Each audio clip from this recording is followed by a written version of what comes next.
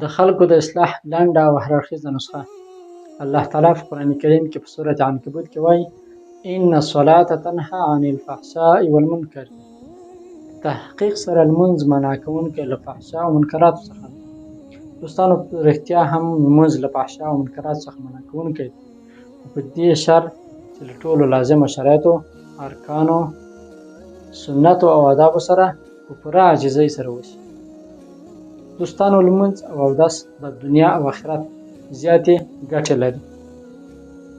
که چیرې زه د لمانځه او اودس په ګټو باندې وغږېږم شاید ساعتونه وخت ونیسي، خو زه تاسو ته 3 مثاله د اودس د ګټو په مورد کې درکوم. داسې نن سبا یو شمېر انتقالېدونکې ناروغۍ پیدا شوي دي چې هغه له یوه انسان نه بل انسان ته انتقالېږي.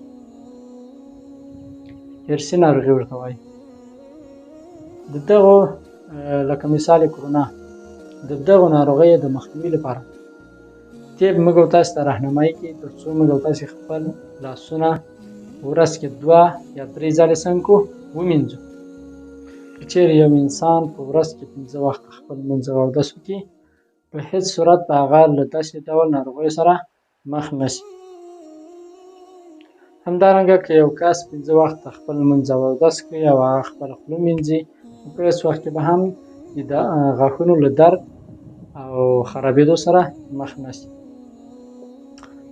همدارنګه که چیرې یو کس سهار وختي پاڅېږي او خپل لمونځ او اودس کوي دا یې به سکون او راحت ترلاسه کوي.